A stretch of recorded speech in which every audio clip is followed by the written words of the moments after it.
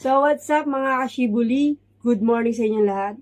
For today's video, mag-unboxing tayo ng Insta360 X3. Nabili ko to sa Sharap DG kahapon. So, bumili na rin ako ng mga accessories tulad ng screen protector para hindi siya magasgasan. Hinilang ko rin siya ng lens cap.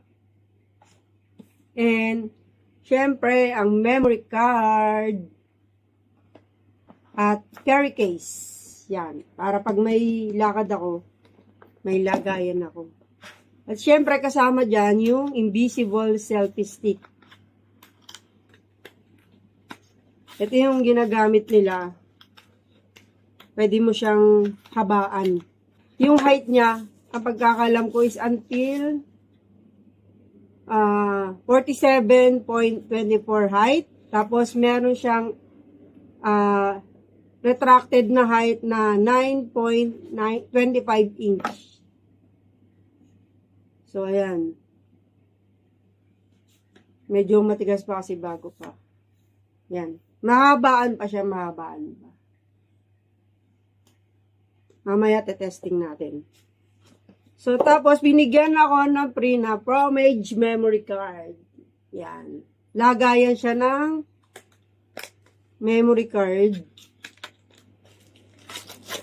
Ang cute to, para siyang atake case na maliit. Tadaan! So, yun.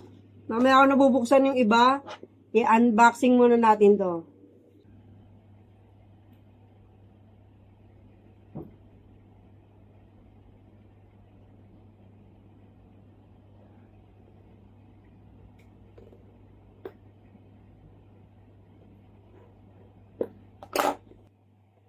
May magtatanong magkano yung presyo nito. Dito sa UAE, nabili ko to ng 2,600. Actually, 2,599. So, 2,600 na rin yun. Huwag nyo na lang i-convert sa peso para di kayo ma-hurts. Ma-hurts. Yan, unboxing na natin siya. Yan, oh. Wow!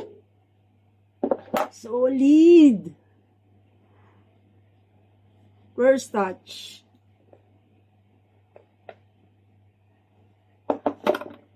Ayan na siya, guys, oh.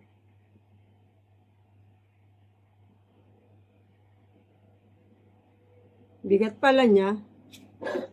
Tapos, sa loob, may kasama siyang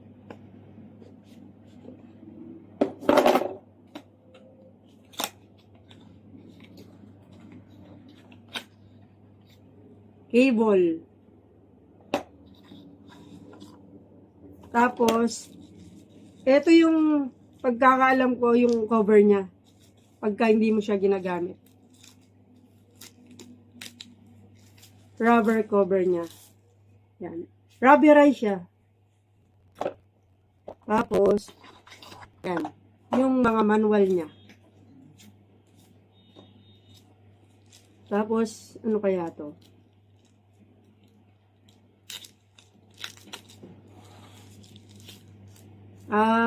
Parang ano niya, ang linis. Ayan, o. May plastic pa yan.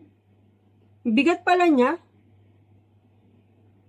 So na-unboxing na natin yung aking 360. So, pag-aralan ko muna to, guys. Ikakat ko na yung aking video dahil excited na ako.